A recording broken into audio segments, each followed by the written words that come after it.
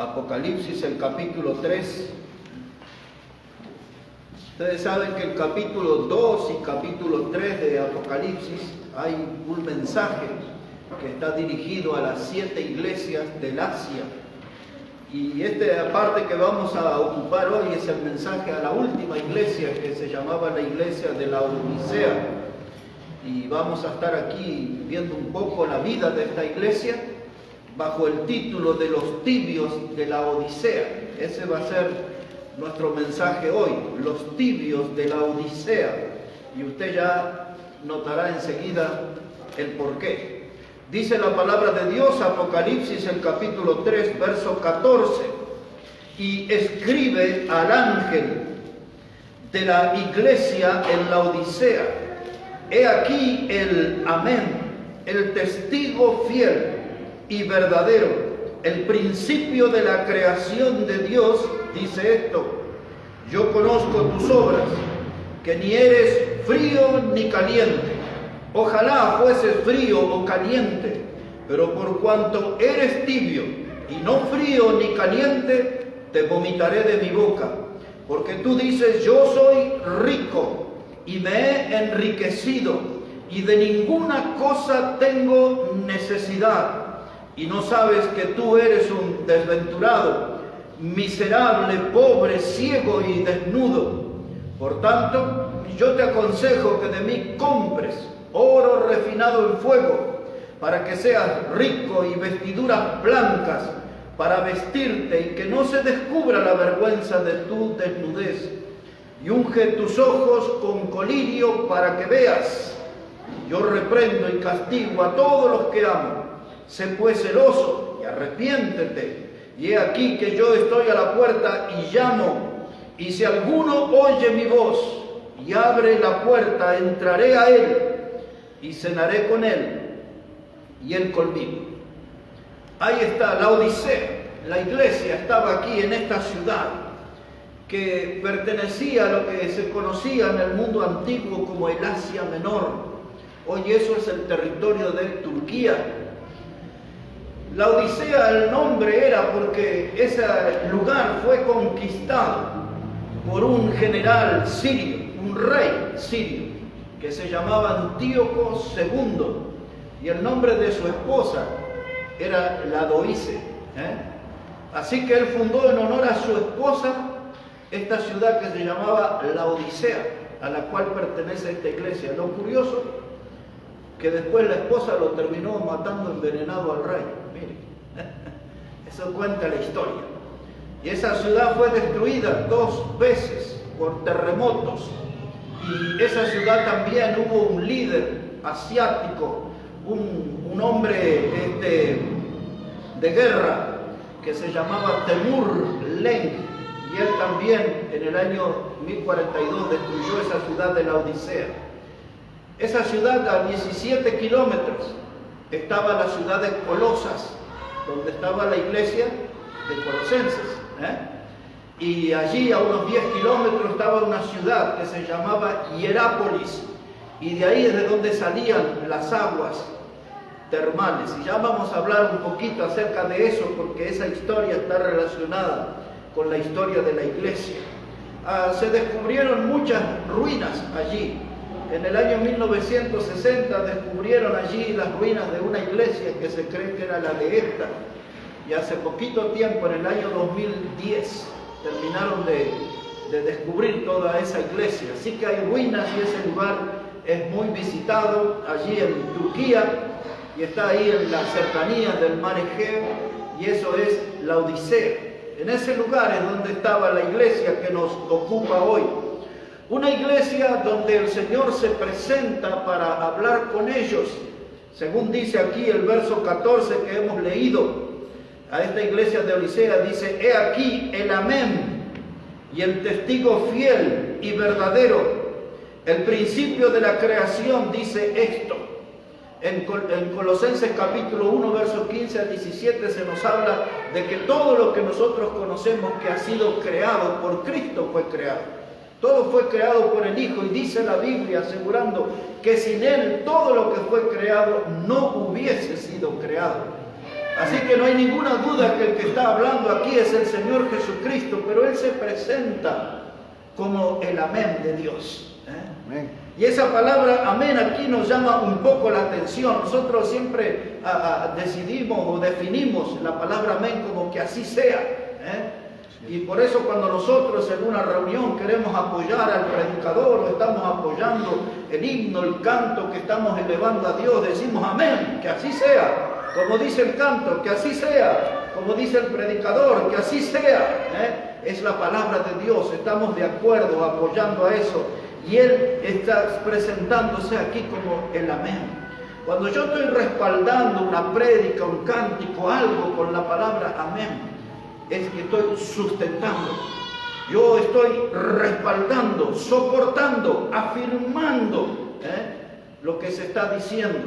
Por eso, cuando nosotros decimos amén, estamos afirmando, estamos de acuerdo con lo que se está diciendo. Recién usé la palabra soportar, no es de tener paciencia, sino la palabra soportar de sostener, de respaldar lo que se está diciendo. Y Jesucristo aquí se está presentando como el amén. Y Él era la única persona que podía restaurar a esa iglesia, porque esa iglesia estaba bien afectada en la vida espiritual, y ya vamos a meternos ahí descubriendo algunas cosas de la vida de esa iglesia. Pero no solamente sobre esa iglesia Jesús está hablando, sino que también la nuestra y otras tantas que están afectadas y necesitan ser restauradas, reparadas, fortalecidas, animadas, y Él tiene algo a su favor. Él le dice a ellos: yo conozco tus obras. Y el Señor conoce las obras de nuestra iglesia. Amén. El Señor conoce nuestro obrar también como cristianos. Sí. No hay forma de esconderse de su mirada. Tu mirada, su mirada del Señor, todo lo alcanza. No hay ningún lugar en que podamos escondernos. Todo queda al descubierto delante de sus ojos. Y el Señor miró esa iglesia y sus necesidades. Y desnuda las necesidades de esa iglesia, el drama espiritual de esa iglesia. Y les aporta unas soluciones. Y el por qué traigo este tema hoy al púlpito es para que el Señor mire nuestra obra aquí y mire nuestro obrar, y que el Señor pueda darnos soluciones, pueda proponernos soluciones bíblicas a nosotros para tener una iglesia que ande y viva conforme a su voluntad. Amén. Ese es el propósito por el cual vamos a hablar de la Odisea. Hay algunos que estudian, algunos teólogos, y comparan a esas 7 iglesias con diferentes etapas de la historia del cristianismo. Yo por muchos años traté de estudiar, de investigar eso, pero casi nunca me coinciden. Pero sí noto una coincidencia entre la iglesia de la Odisea. Ellos dicen que esa es la iglesia del último tiempo, antes que regrese Cristo. Y yo veo que esa iglesia de la Odisea se parece muchísimo a las iglesias de nuestros días. Y si se parecen algo a la nuestra, vamos a tener que estar en estado de alerta. Porque el Señor no estaba de acuerdo con esa iglesia. Y lo vamos a ver. Observe lo que le dice el Señor. Aquí en capítulo 3 que hemos leído, versículo 15, le dice el Señor a la iglesia de la Odisea, a los hermanos allí, le dice: yo conozco tus obras. No eres ni frío ni caliente. Ojalá fueses frío o caliente. Pero por cuanto eres tibio y no frío ni caliente, te vomitaré de mi boca. Lo primero que hemos dicho, hermanos, es que el Señor conoce absolutamente todos los secretos, todos los escondrijos de la iglesia, toda la mugre que se esconde debajo de la alfombra en algunas congregaciones. Él conoce absolutamente todo.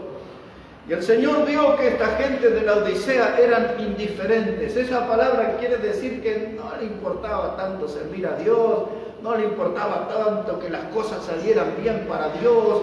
Ellos eran indiferentes. Si salían las cosas bien, y si no salían, también estaban ellos.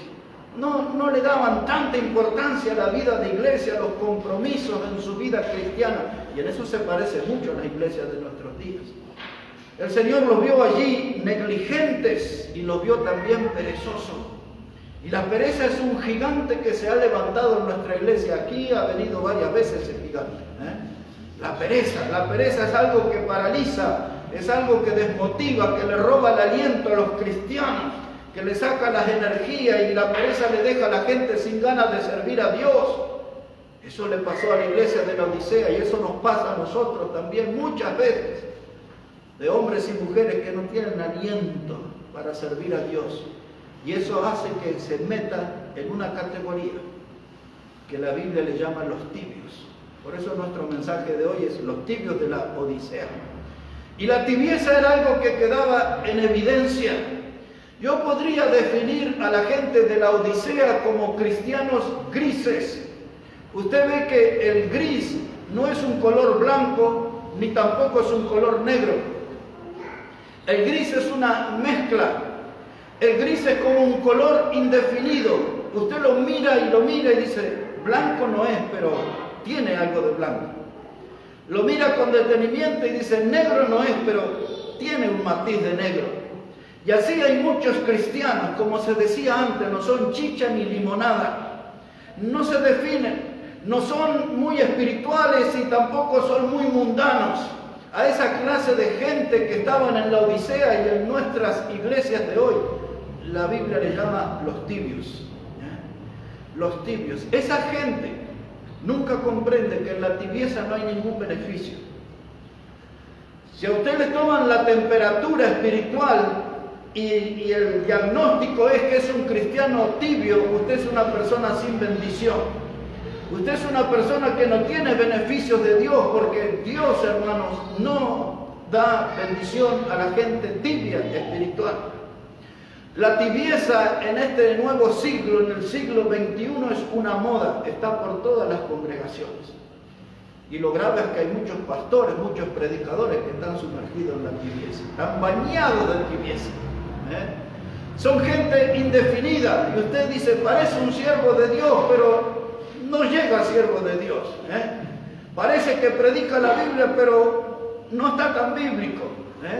Y así, el gris está ganando terreno, la tibieza está ganando terreno en las congregaciones, pero esta gente no entendía, no hay bendición en la tibieza.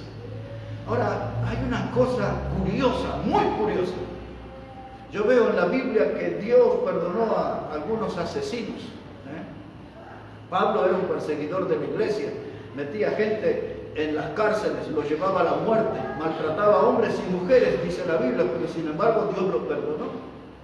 El apóstol Pedro, aún siendo seguidor de Jesús, le negó 3 veces. Jesús le tuvo que hablar en su cara y decir, apártate de mí, Satanás. Se lo dijo a Pedro en su cara. Usted puede ver que el Señor Jesús lo vio a Tomás y Tomás dudó de su resurrección y el Señor Jesús le perdonó y lo utilizó en la obra. Y usted puede ver a David, que cayó en adulterio y fue el autor intelectual de la muerte de Urías Eteo, y sin embargo Dios lo perdonó al punto tal que dijo, David tiene el corazón como yo. Y usted ve todo ese tipo de cosas, pero hay algo que usted ve en la Biblia que Dios nos perdona, y es a los tibios. Es a los tibios. Dios no les gusta a los tibios, no los aprueba a los tibios. Y enseguida vamos a leer aquí que los tibios producen el vómito de Dios. Y eso es un asunto bien grave, feo. Pero dice Dios, pensar que yo perdono a todos estos pecadores, pero los tibios no pueden caminar con Dios. Dios no los traga, para usar una expresión nuestra. Dios no los traga, no los puede digerir a los tibios, les cae el mal, le hace mal a Dios los tibios y los termina vomitando de su boca. Y usted entraba a esa iglesia y rápidamente se daba cuenta, eran tibios. Cuando la gente viene a nuestras reuniones, ¿qué dirá? ¿Somos cristianos fríos? ¿Somos cristianos tibios? ¿O somos cristianos fervorosos? Como debería ser un hijo de Dios. Alguien que fue salvo por Cristo, alguien que tiene sus pecados perdonados, debe tener un corazón ardiendo, un corazón fervoroso por Dios. Pero lo que debe ser no es, porque no se ve mucho en la iglesia. Lo que abunda es ese clima de tibieza. Observe el verso 16, como dice la palabra. Dice ahí, pero por cuanto eres tibio y no frío ni caliente, te vomitaré de mi boca. Y es Dios el que está hablando. Y uno dice, ¿qué estará hablando? ¿De un club nocturno? ¿Estará hablando de un antro de perdición?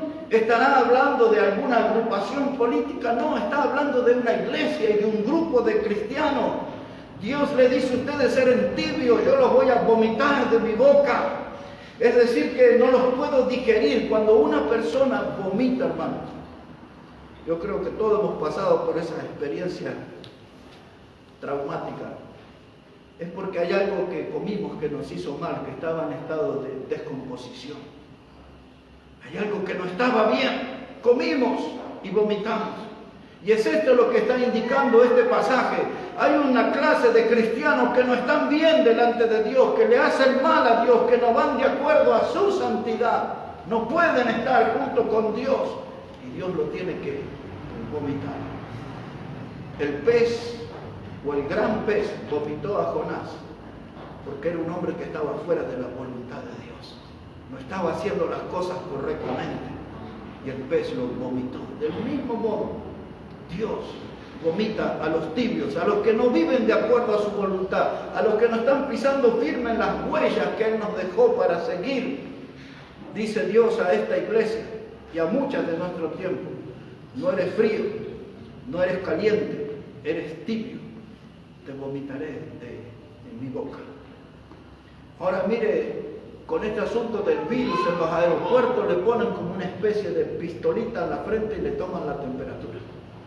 En todos los lugares le empiezan a tomar la temperatura. Es más, aquí en nuestras reuniones en un tiempo hablamos de comprar eso, ¿no? Para tomarle la temperatura a la gente.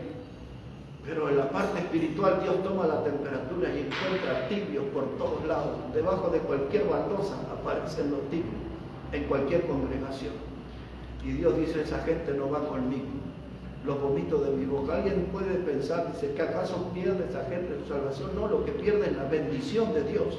Lo que pierden es el privilegio de caminar con Dios, porque Dios quiere andar con la gente que tenga corazones ardiendo, como aquellos discípulos en el camino de Maús, que Cristo resucitado se les aparece, y después que entraron allí y partió el pan, se dieron cuenta que ese hombre era Jesús, y se dijo uno al otro, sus discípulos: ¿no ardía nuestro corazón cuando nos hablaba en el camino?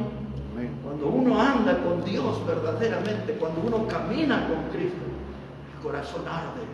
No es un corazón tibio, es un corazón fervoroso, es un corazón apasionado, es un corazón que tiene presencia de fuego de Dios. Y ahí estaba la ciudad de Hierápolis, 10 kilómetros de la Odisea.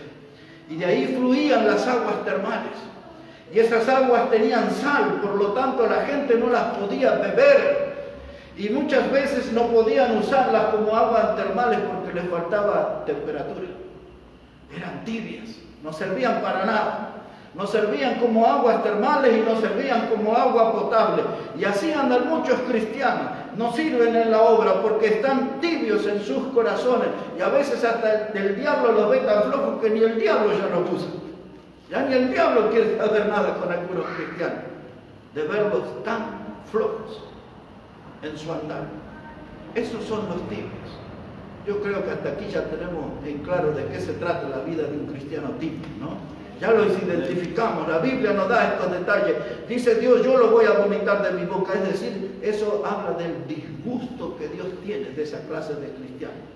El rechazo que le produce a Dios. Los ve vivir de esa manera espiritual, tan pobre espiritualmente, que eso les desagrada a Dios.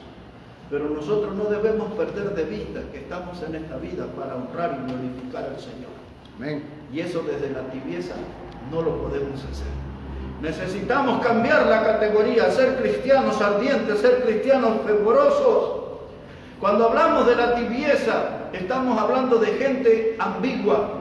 Es decir, de que gente que es una cosa y es otra cosa también. Gente ambigua, estamos hablando de personas que son de doble ánimo. De gente que quiere servir a Dios, pero después termina sirviendo al diablo. De gente que hace grandes promesas de seguir al Señor, pero después anda en los caminos del mundo. Gente ambigua, gente de doble ánimo. Mencionábamos a Santiago la semana anterior. Él decía que el hombre de doble ánimo es inconstante en todos sus caminos.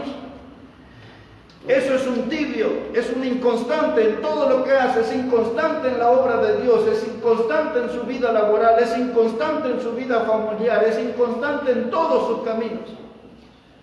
Y usted se sorprende y dice, ¿y este quién es? Y hay gente que entra aún al matrimonio y después de años se desconocen. Y dice, pero yo pensé que este hombre era así y así. Y el hombre dice, pero yo pensé que esta mujer iba a ser así y así. Y es de doble ánimo, mire, me pintó todo lindo, todo estaba tan ilusionado, entramos, firmamos ante el juez, nos casamos, comenzamos una vida y apareció la desilusión porque algunos de los dos demostraron que eran inconstantes. No estaban tan fervorosos para empezar el matrimonio, para comenzar una nueva vida, para establecer una familia. Fue un fueguito que se apagó rápidamente y apareció la inconstancia, la tibieza. Así es el hombre de doble ánimo. Y en las cosas de Dios, Dios no tolera eso. Dios quiere que seamos fervorosos. En otras palabras, hermanos, Dios quiere que estemos en serio en su obra. Porque esta gente de la Odisea eran gente salva, no eran mundanos, eran gente que habían recibido la salvación en Cristo. Sin embargo, ellos como nosotros estaban conscientes de que estaban yendo camino al cielo, a la gloria eterna, pero estaban mirando Sodoma y Gomorra. Se lo traduzco. Nosotros tenemos a Cristo como el Salvador, tenemos el camino al cielo asegurado, pero estamos poniendo la mirada en las cosas del mundo. Todavía nos seduce el pecado, todavía nos atrae el pecado, todavía no tenemos victoria sobre las tentaciones, cedemos a la tentación, nos dejamos derrotar en la tentación. Estamos camino al cielo, es cierto, pero estamos mirando las cosas del mundo. La moda, la última vestimenta, el último celular, la última computadora, las cosas del mundo. Y eso es lo que nos mete en un clima de tibieza. Nos saca el fuego del corazón y nos metemos más en las cosas del mundo. Y entonces, hablando de Sodoma y Gomorra, cuando salieron de allí, de aquel lugar, los ángeles le hablaron a Lot y le dijeron, vamos, Dios va a derramar fuego y azufre sobre estas ciudades. Y le dice Dios ahí en Génesis capítulo 19, le dice, vamos Lot, tú tienes que correr por tu vida, le dice, corre al monte, corre por tu vida y no te vuelvas atrás. Pero ustedes recuerdan que la mujer de Lot miró hacia atrás y se transformó en una estatua de sal. Quedó momificada. Ella estaba comprometida con este asunto de la tibieza. Ella quería darle una mirada a sus últimas cosas materiales. Ella quería darle una última mirada a las cosas del mundo. Quería allí llevarse un recuerdo más de su actividad mundana. Y eso Dios se lo había impedido, Dios se lo había prohibido y se transformó en una estatua de sal. Hace casi un mes atrás estaba viendo un documental. Y ahí hay un lugar donde estaban mostrando allí a cierta distancia. Pero aseguraban que eso que se veía era la estatua de sal de la esposa de Lot. Yo creo que parecía que era bien serio el documental. Pero de ser cierto eso que mostraban, ahí está el testimonio de alguien que quedó paralizado, momificado. Y eso es lo que pasa en las iglesias hoy. Los cristianos están momificados, paralizados, como estatuas de sal. No pueden hacer nada, no pueden moverse, no tienen acción, no tienen actividades para Dios. Eso es lo que logra la tibieza. La tibieza es algo que paraliza. Por eso les dije, no hay ningún beneficio, no hay ninguna bendición en la tibieza. Cuando un cristiano toca ese terreno, tiene que huir de ahí y agarrar fuego de Dios en su corazón, en su vida, y meter en la obra con entusiasmo, con ganas, con fervor. La tibieza es algo que produce el vómito de Dios. En esta iglesia de la Odisea había mucha tibieza. Usted entraba y se daba cuenta, ya en el aire se respiraba la tibieza. Era un ambiente de gente tibia. Era una gente que estaba bien animada, inflados en su ánimo. Eso seguro que cantaban allí, quizás usaban pandero y bailaban y saltaban. Seguramente ahí daban gritos de júbilo y todo eso, pero todo eso era externo, era pura cáscara eso. Pero como Jesús dijo, yo conozco tus obras. Yo sé lo que hay adentro. Yo veo toda esa algarabía exterior. Pero cuando miro a tu alma hay una pobreza espiritual tremenda. Igual como pasa en los cultos de hoy. La gente eufórica grita, canta, grita sus aleluyas, sus glorias a Dios, sus gritos de júbilo, sacan sus banderos y hacen sus bailecitos, sus danzas. Y es la imagen que proyectan al mundo, que los cristianos somos súper alegres, divertidos. Pero Jesús dice, un ratito, yo conozco tu alma, yo estoy viendo adentro. Así es. Y hay una pobreza tremenda. Es la pobreza que siempre, siempre deja la tibieza espiritual. Y ahí estaba esta iglesia, con su autoestima alta hasta la exageración, hermanos. Como usted los escucha hoy, dice, Dios nos hizo prósperos, Dios nos hizo vencedores, nosotros somos victoriosos, hay victoria en el nombre de Jesús, y gritan ahí, alguien dice, y a su nombre, y todo, gloria, y todo. Es eso nomás, pura espuma, pura espuma. Así era esta iglesia de Laodicea. Todos estaban con su autoestima por las nubes. Pero Jesús dice, yo conozco tus obras, yo veo tu interior, yo puedo ver tu alma. Ya vamos a ver cuál es el diagnóstico que Jesús le dice. Por eso, cuando usted vea esa clase de culto y alguno quizás de manera de lamento dice, ay, cómo me gustaría que Maranata fuera así. No tenga ese deseo, no queremos ser así. No queremos. Porque esa es la espuma, es la cáscara. Pero adentro, que es donde ve Dios, ya nos va a revelar cómo Dios ve en detalle cómo son en la vida interior. Mire cómo dice capítulo 3, verso 17.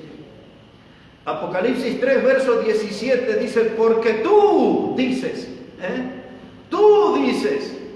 yo soy rico y me he enriquecido y de ninguna cosa tengo necesidad. Y no sabes que tú eres un desventurado, miserable, pobre, ciego y desnudo. Observe la primera parte. ¿Qué era lo que ellos decían? Ese es para subrayar. Dios le dice, tú dices, esa es tu opinión. Somos una gran iglesia, somos felices, somos victoriosos, somos gente alegre, somos todos unidos, todos hermanitos, y cantamos tomados de la mano, unidos en tu nombre, unidos. Pero Dios dice, después que terminen yo les voy a dar mi opinión. Eso es lo que ustedes dicen. Ahora Dios dice, ¿están listos para escuchar? Ahora Dios les dice, tú dices que eres rico. Porque ese progreso en lo material les hacía creer que ellos estaban fenómenos delante de Dios. ¿Qué es lo que hablan los cultos modernos? Prosperidad económica. Venga para ser rico, venga para transformarse en un empresario, venga para tener sus emprendimientos propios, venga para llenarse de dinero, venga aquí para tener su barco, sus yates. Es lo que hablan los cultos de hoy. Eso ya se hablaba en la Odisea. Lo mismo que escuchamos hoy, se escuchaba en la iglesia de la Odisea. Nosotros somos ricos. Nosotros somos prósperos, nosotros estamos bien en la vida material, y ellos querían hacerles creer que todas esas riquezas materiales eran de Dios, que Dios estaba bendiciendo la vida espiritual de ellos y por eso lo estaba llenando de plata. Pero Dios les aclara, dice, eso es lo que ustedes dicen, no es lo que yo digo, dice el Señor. Ustedes dicen que son ricos, dice que ellos estaban aquí, hermanos, que diciendo, de ninguna cosa tenemos necesidad. Aquí está, tenemos dinero, tenemos comida, tenemos auto, tenemos linda casa, tenemos linda ropa, buen abrigo, no tenemos necesidad de ninguna cosa. ¿Sabe qué, hermano? Esa es una expresión de vanidad. Porque todo aquello que se ve, eso es opuesto a la fe. Entonces usted veía la plata, veía el dinero, veía las comodidades, veía el confort. ¿Y la fe? ¿Dónde estaba la fe de ellos? Lo material estaba a la vista y ellos se montaban en el caballo de la vanidad y decimos, no tenemos necesidad de ninguna cosa. Y ese sentimiento y ese pensamiento les llevó a la posición más triste, que se dieron cuenta que no precisaban ni de Dios. Y a esa conclusión llegamos. Ya con lo que tenemos estamos satisfechos. ¿Sabe esta historia? Jesús advirtió. Cuando en el Evangelio de Lucas En el capítulo 12 Jesús contó la historia de un hombre que le había ido bien en sus cosechas. Y ese hombre comenzó a hablar con su alma y le dijo: alma, muchos bienes tienes. Y dice que el hombre agarró y empezó a construir graneros, muchos graneros, porque le había ido muy bien en su vida material y él hablaba con su alma. Y en un momento, en esa conversación con el alma, el hombre le dice así, le dice: alma, come, bebe, regocíjate, porque muchos bienes tienes. Si no conoce la historia, tiene que leer ahí, Lucas 12, verso 14 a 20. Y entonces Jesús dice que ese hombre ese día escuchó una voz del cielo que le dijo: necio. Esa palabra necio quiere decir tonto, hueco, de mente hueca. Dice: esta noche vienen a pedir tu alma. ¿Y de quién va a ser todo? Tus logros. La enseñanza es que todo eso que al hombre le daba seguridad para el porvenir, para el futuro, el hombre no se había dado cuenta que él no era dueño del futuro y que podía tener muchas cosas a nivel material, pero nunca las iba a disfrutar, porque esa noche se iba a morir. Dios es el que maneja y el que pone el punto final a la vida. Amén. Le dice: ¿para qué estás haciendo planes sin mí, necio, si esta noche vienen a pedir tu alma? Era lo mismo que pasaba en la iglesia de la Odisea. Tenían una vista muy corta. Todo eso material que tenían era algo que se podía usar aquí en esta vida, y en la eternidad, ¿qué iban a llevar de eso? ¿O acaso Jesús no fue claro en Mateo 6 cuando dijo: no hagáis tesoros en la tierra donde la polilla y el orín corrompe, hagan tesoros en los cielos? Amén. Que nuestro trabajo, hermano, como hijos de Dios, obtenga logros que duren por toda la eternidad. Si usted obtiene dinero y cambia ahí, se hace de unos dólares, blue o cualquiera de esos que circulan, y tiene ahí una cuenta en el banco, o esas monedas modernas, el Bitcoin, no sé cuántos nombres tienen esas monedas modernas que hay ahora. ¿De qué sirve tener todo eso si eso no corre en el cielo? Así es. Eso no funciona. La Biblia es muy clara cuando dice estas palabras, Pablo a Timoteo: nada hemos traído a esta vida y sin duda nada Amén. Nos llevaremos. Amén. Esta gente de la Odisea no había entendido la doctrina, no habían entendido los principios, y estaban allí como el tío rico nadando en monedas, sacando cuentas y siempre aumentando en su economía y empobreciendo su alma. Eran gente que estaban ricos económicamente, pero estaban pobres en fe, y ellos decían así con orgullo: no tenemos necesidad de nada. Pero qué bueno que está Dios para poner las cosas en su lugar, ¿no? Porque nosotros también, cuando nos agrandamos y mostramos actitudes de orgullo, Dios nos acomoda. Cuando yo era chico, escuchábamos una expresión que decía: ya te van a acomodar el chaleco, cuando usted se portaba mal. Entonces venía el padre o la madre y le agarraba el chalequito y lo levantaba así. Entonces se usaba esa frase cuando se portaba mal: cuando llegues a casa te vamos a acomodar el chaleco. Así. Y Dios le iba a acomodar el chaleco a esta gente de la Odisea. Dios le dice: ustedes son ricos, pero también son desventurados. Observe esa palabra ahí, la palabra desventurado. ¿Sabe qué significa eso? Y esto es lo que Dios opina, y esto es lo único que vale. La palabra desventurado significa dignos de lástima. Dice Dios: yo los veo tan contentos por las conquistas materiales, pero son dignos de lástima, son desventurados, porque esos logros no les sirven para nada en la eternidad, y todo lo que están haciendo es comportarse como ciegos, guías de ciegos, y no pueden ver que el pozo está ahí cerca y los va a tragar ese pozo. Se van a caer, se van a tropezar. El dinero no es la solución para los conflictos del hombre. El dinero le va a crear nuevos conflictos, le va a crear nuevos problemas. La Biblia dice: raíz de todos los males es el amor, el dinero, el cual amando algunos se extraviaron de la fe. Los de la Odisea. Amén. Ellos fueron los que hicieron eso. Amaron el dinero y se extraviaron de la fe. Y muchos de los que se comportan como adeptos a ese culto de la Odisea son amantes del dinero hoy, pero están pobres en fe. Erraron al camino, están perdidos.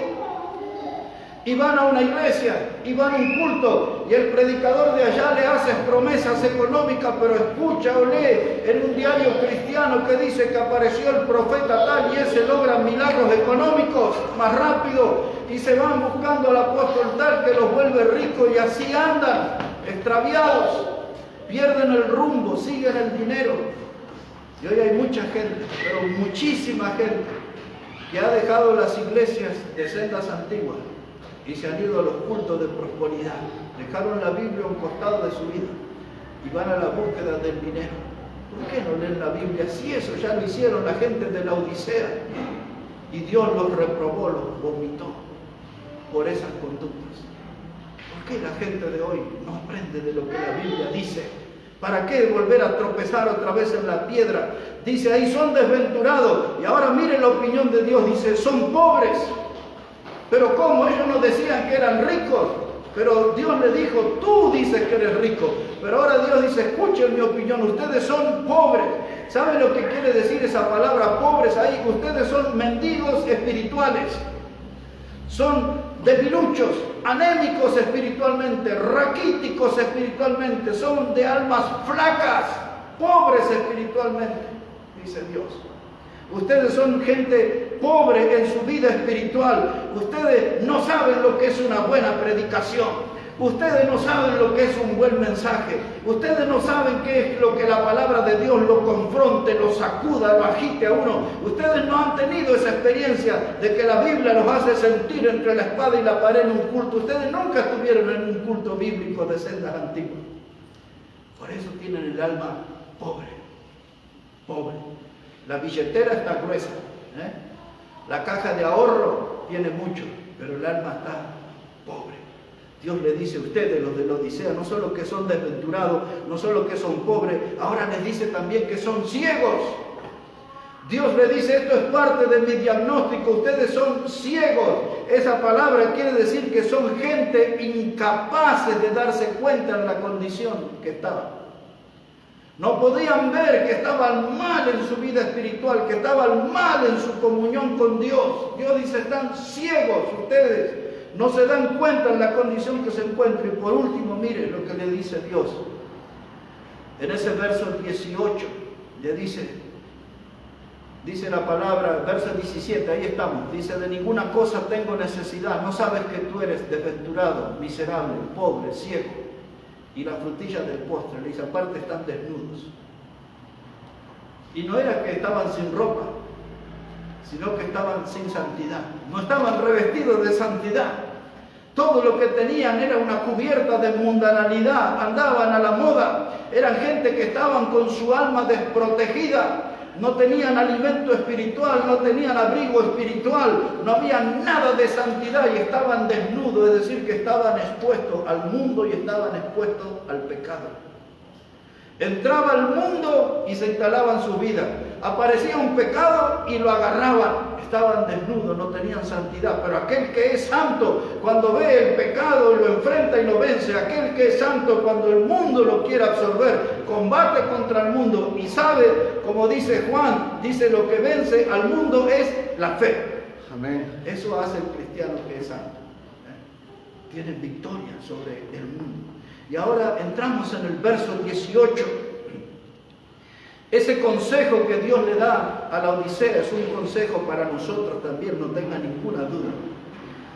Dice Dios, yo te aconsejo que de mí compres oro refinado en fuego, para que seas rico, y vestiduras blancas para vestirte, y que no se descubra la vergüenza de tu desnudez. Y unge tus ojos con colirios para que veas. Lo primero que Dios le dice, yo te aconsejo que compre oro refinado. En la Biblia, el oro muchísimas veces está relacionado con la presencia de Dios o con la gloria de Dios. Pero denme atención lo que le voy a leer de Primera de Pedro, capítulo 1 y versículo 7. Dice la palabra de Dios ahí en Primera de Pedro 1:7, para que sometida a prueba vuestra fe, mucho más preciosa que el oro, el cual, aunque perecedero, se prueba con fuego, Y Dios le dice a esa iglesia y a nosotros, ocúpate, te aconsejo de que compre oro refinado con fuego, porque el oro cuando pasa por el fuego se purifica más y se realza su valor. Y Pedro dice que nuestra fe es más preciosa que el oro refinado en fuego. Así que lo que a esa gente le faltaba claramente era fe. Les faltaba vida espiritual, tenían mucho ánimo, tenían la autoestima por las nubes, había allí mucho grito, mucho gozo aparente. Era gente que tenía mucho bienestar económico, pero estaban pobres en fe, y Dios le dice, ahí está flojo, yo te aconsejo que compres oro refinado por fuego. En otras palabras, tomando los términos de Pedro, a esa iglesia le faltaba fe. Y ahí viene la pregunta, ¿y por casa cómo andamos? ¿Y por casa cómo andamos en cuanto a la fe? La Iglesia Bautista Maranata es una iglesia fuerte en fe. La Iglesia Bautista Maranata es una iglesia con hombres y mujeres con convicciones firmes, inamovibles. Estamos nosotros bien parados en el fundamento. Tenemos nuestra vida espiritual edificada sobre la roca o sobre la arena. ¿Dónde está parada la Iglesia Bautista Maranata? ¿Somos una iglesia diferente a la Odisea? ¿O ahora que estamos escuchando nos parecemos bastante? ¿Dónde estamos? Porque Dios empieza a dar soluciones. Dice, yo te aconsejo. Esto del fuego, dice oro refinado en fuego. Esto me hace pensar en aquellas palabras que Pablo le dijo a Timoteo en la segunda carta, capítulo 1, versículo 6. Le dijo, yo te aconsejo que avives el fuego del don de Dios que está en ti. Que avives el fuego. Le estaba hablando Pablo acerca del ministerio. Ocúpate del ministerio. Si quieres servir a Dios, no lo puede hacer desde un estado de frialdad, de congelamiento. Si quieres servirle a Dios, no lo puede hacer desde un estado de tibieza. Tiene que haber fuego en tu ministerio. Tiene que haber fuego en tu alma. Tiene que haber fuego de Dios en tu fe. Tiene que haber fuego de Dios en tus pies para ir buscando los perdidos. Tiene que haber fuego de Dios en la predicación. Tiene que haber fuego de Dios como señal de que estás vivo. Dice Pablo, yo te aconsejo que avives el fuego del don de Dios que está en ti. El fuego de Dios en la iglesia y el fuego de Dios en la vida de un cristiano es fundamental. Si no hay fuego de Dios, no hay vida. Si no hay fuego de Dios, todo es tibieza y nada más. Si nosotros estamos marcados por la tibieza, calificamos más para ser miembros de la Odisea que de Maranata. Porque la Iglesia Bautista Maranata tiene que ser una iglesia de hombres y mujeres con fuego de Dios. Amén. Para tibios ya están los de la Odisea. Ya están los de la Odisea. Es suficiente con eso. Tantas veces nosotros hablábamos en broma con otros hermanos, un día van a decir en el cielo, cuando sea el tribunal de Cristo, para buscar su recompensa, que pasen los tibios de la Odisea. Porque ese es el apodo que se ganaron en la historia. Cada vez que alguien recuerde el nombre de la Odisea, eso está ahí casado, asociado con la palabra tibieza. Yo no quiero que la Iglesia Bautista Maranata esté asociada con la tibieza. Yo no quiero que la gente diga, ahí vienen los tibios de Maranata. Vamos a una conferencia como invitado y dice, ahí llegaron los hermanos tibios de Maranata. Para mí sería un golpe tremendo. Sería bueno que nos identifiquen por nuestra fe, por nuestras ganas de servir a Dios, por nuestra entrega en el ministerio, por nuestro sudor en la obra de Dios. Es muy triste ser reconocido por la tibieza. Ahí están los de la Odisea. Ese es un estigma, es una marca que no se la van a poder sacar nunca. Así pasaron a la historia, como los tibios, los únicos, hasta donde sabemos, que ocasionaron el vómito de Dios. Qué cosa tremenda. Pero vamos a aterrizar y vamos a terminar aquí, para que vea que hay un Dios bueno que da oportunidades. Les dice, todavía tienes tiempo para corregir la Odisea. Y los que se parecen a la Odisea también tienen tiempo para corregir. Compre oro refinado por fuego, es decir, fe. Agárrese de la fe. Eso es lo valioso. Eso es lo que realmente es valioso para un cristiano. La fe. La segunda cosa que le dice Dios en este verso 18, le dice, y vestiduras blancas para vestirte. Note que no es una vestidura rosa, delicadita, no es una vestidura verde que algunos la relacionan con la esperanza, no, dice vestidura blanca, porque ese es el distintivo de la pureza. El blanco es el distintivo de la santidad, que te vista como un hombre o una mujer puro, como un hombre o una mujer santa, que esa vestimenta blanca pueda hacer notorio que eres alguien que vive para Dios, que eres alguien que está separado para Dios. Vístete con vestimentas blancas. Esa no era una vestimenta refiriéndose a la tela, sino refiriéndose a la santidad. La Biblia dice que tenemos que ser santos porque Él es santo. La Biblia nos desafía a revestirnos de Cristo. Es la palabra que Pablo usa, que tenemos que revestirnos de Cristo. Dice la Biblia que tenemos que tener la mente de Cristo.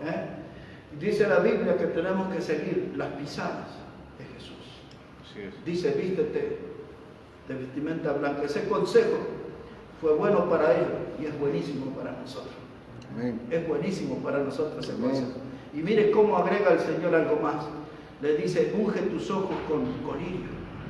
Porque esa ciudad de la Odisea había pasado a la historia como un lugar de medicina.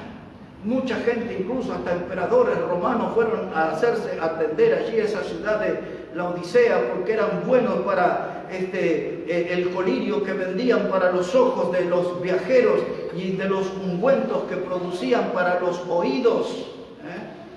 Y era muy famosa por eso. Y por eso cuando el Señor le dice, unge tus ojos con colirio, está usando el ejemplo de la medicina, de lo que distinguía a la ciudad. Dice, de eso, ¿para qué? Los ojos con colirio.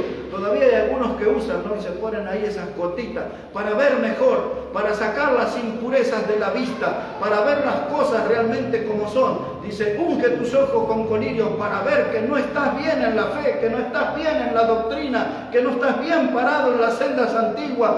Unge tus ojos con colirio para que puedas ver la realidad y corrige, cambia el rumbo, vuélvete a Dios.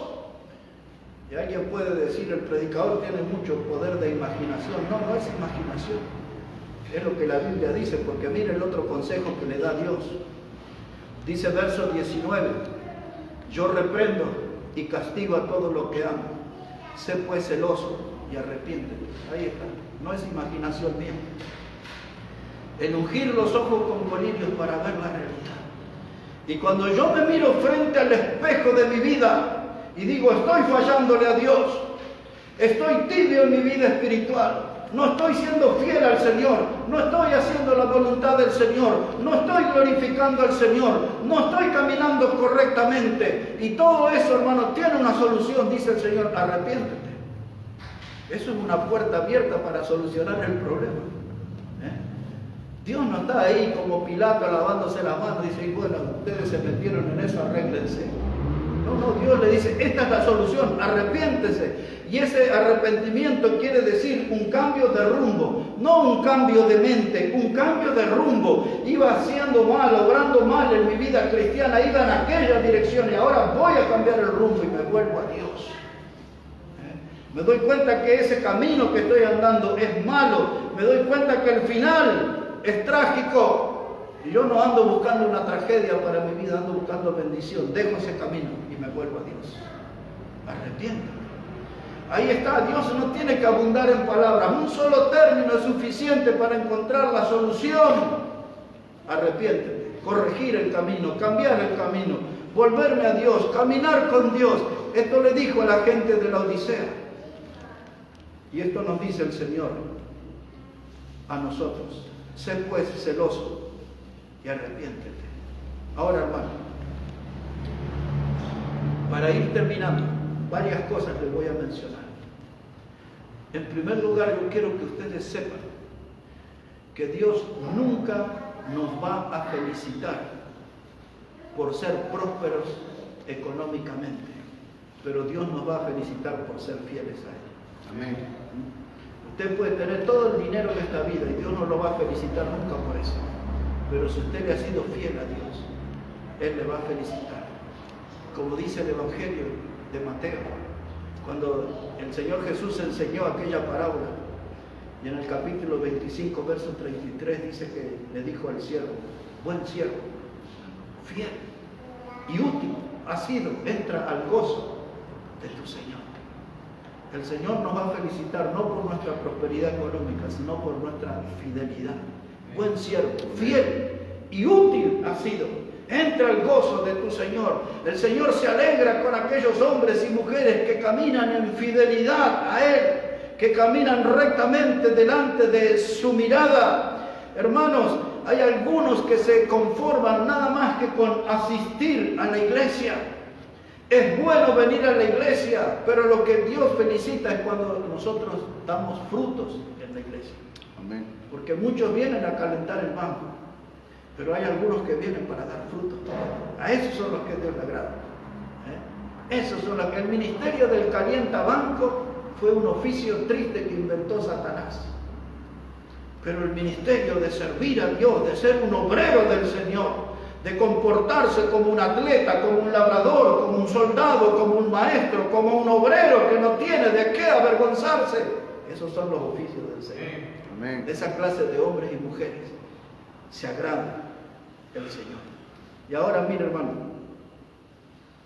¿de qué sirve que yo trabaje en esta vida y gane dinero y llegue al fin de mes?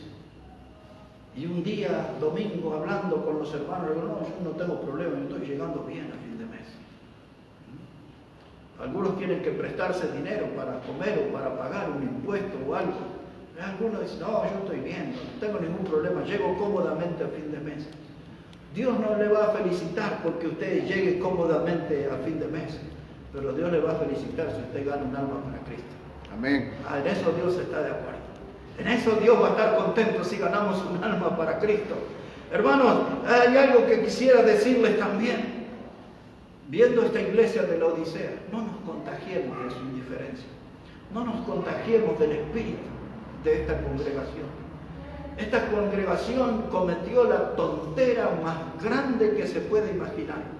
Y está ahí explicado en el verso 20. Y ahí terminamos. Miren lo que dice.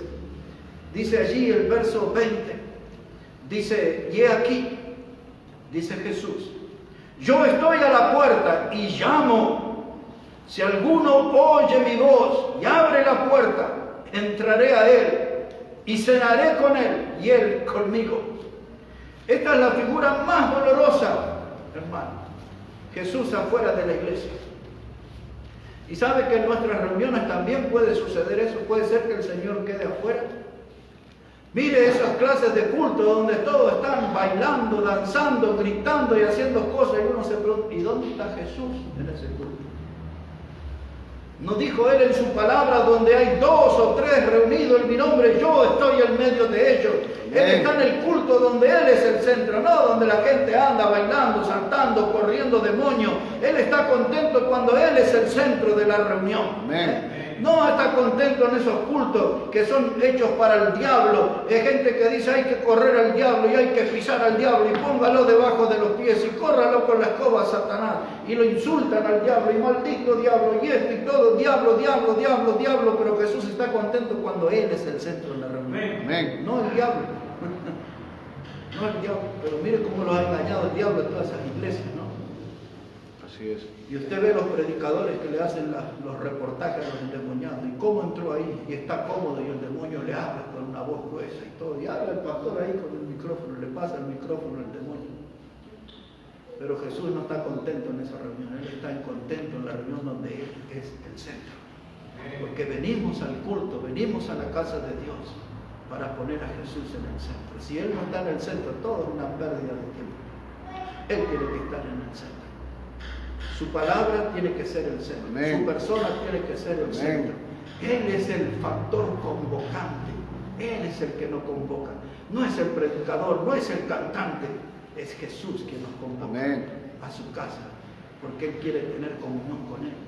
Esta iglesia había perdido la oportunidad. Él estaba afuera golpeando, Él quería entrar y Él tiene todo el derecho porque nosotros somos la iglesia que Él compró con su sangre. La Biblia dice, ya no somos vuestros, dice, habéis sido comprados por precio y el precio fue su sangre preciosa. Somos su iglesia, somos su cuerpo. Dice la Biblia que cuando Cristo venga, Él vendrá para buscar a la iglesia que compró con su sangre. Amén. Pero Él estaba fuera de su iglesia. Y él dice, si alguien me abre la puerta, entonces yo entraré a él y cenaré con él y él conmigo. Eso se llama comunión. Amén. Comunión. Y cuando yo vengo a la iglesia, yo estoy contento de verlo a todos ustedes. Y espero que se alegren de verme a mí. Pero Amén. estoy contento porque voy a tener comunión con Amén. Jesús. Amén. Porque si tengo buena comunión con el Señor Jesús, voy a tener buena comunión con ustedes también. Amén. Pero es importante, ¿se acuerdan? Aquella escena de Betania, las dos hermanas, María y Marta. Y cuando Jesús vino a esa casa y se sentó, vino María a sus pies allí y Marta andaba haciendo limpieza y quejándose. Dice, Señor, dile a mi hermana que me ayude. Y Jesús le dijo, tranquila Marta, porque María ha elegido la buena parte, se llama comunión. Amén. Ella, María, quiso tener comunión. La casa puede esperar, después la puedo limpiar. Así es. Mañana la puedo limpiar. Pero la comunión con Cristo no puede esperar, es hoy. Por eso Jesús le dijo, María eligió la buena parte. Yo vengo a la iglesia para ganarme esa buena parte. Quiero estar con Jesús. Amén. Quiero estar con el Señor Jesús. Dice, si alguien abre la puerta, yo entraré a él y cenaré con él y él conmigo. Hermanos, esta semana tuve que explicar en una grabación. Increíble, gente que tiene más de 40 años en la fe, y tuve que explicarle con la Biblia cómo la salvación que Dios da es eterna y no es algo que se pierde porque es eterna. Esa es la salvación que Dios da. Y yo estuve explicando eso y la salvación, expliqué ahí que no consiste en lo que nosotros hacemos, sino que consiste en lo que Cristo hizo en la cruz por nosotros. Nosotros no somos salvos por lo que hacemos en la vida, somos salvos por lo que Cristo hizo en la cruz. Y después que expliqué todo eso, yo quiero decirle a ustedes, hermano, ya que nuestra salvación eterna no nos costó nada, ¿por qué no trabajamos por la recompensa? Que dice Jesús en Apocalipsis 22:12, dice, aquí yo vengo pronto y mi galardón conmigo para recompensar. Amén. Ya que no hicimos nada para ser salvos, podemos hacer algo para ser merecedores de esa recompensa. Amén. Que Jesús trae. No quiero yo ser un adepto de la iglesia de la Odisea. No quiero ser calificado como un tibio. Yo quiero ser una persona de corazón ardiente, alguien que sirva al Señor, que camine con el Señor. Alguien que la gente lo pueda identificar como un verdadero hijo de Dios, no como un hombre gris que se parece que es cristiano, pero que los domingos va a la iglesia, pero después no se comporta como un cristiano, así que no sé. No, yo quiero que la gente sepa. Hubo un hombre en la historia, era un hombre que nació en Suiza, era de los compañeros de ministerio del famoso Juan Wesley, uno de los más grandes ganadores de almas de la historia, un metodista. Y este hombre se llamaba Juan, también Juan Fletcher. Y Juan Fletcher fue un hombre que salvó su vida milagrosamente, llegó a los pies del Señor y se levantó como un predicador, se identificó con los metodistas y predicó bajo ese nombre la palabra de Dios y alcanzó mucha gente. Pero entre todas las cosas que hizo ese hombre había algo que me llamó la atención, que dice que los borrachos en su tiempo decían que ellos querían ir a escuchar al predicador Juan Fletcher. Dice, porque ese hombre nos ha demostrado cuánto nos ama a nosotros. Era un hombre que tenía un corazón ardiente, fervoroso. Y así como el Señor Jesucristo vino al mundo para buscar y salvar lo que se había perdido, así como el Señor Jesucristo vino a este mundo no a buscar a los justos, sino a los pecadores al arrepentimiento. Amén. Esos borrachos veían en Juan Fletcher, dice, ese hombre nos ama y ese hombre nos predica la palabra de Dios. Y así la gente dejaba esos malos caminos y nacían de nuevo, creyendo en Jesucristo como el Salvador. Una iglesia con gente así, que ame a los pecadores, que ame a los que están perdidos. Alguien que tenga esa clase de corazón nunca va a ser miembro de la iglesia de la Odisea. Necesitamos tener una iglesia con hombres y mujeres de corazón fervoroso. Bueno, que Dios bendiga su palabra, hermanos, en este día y que bendiga sus vidas. Amén.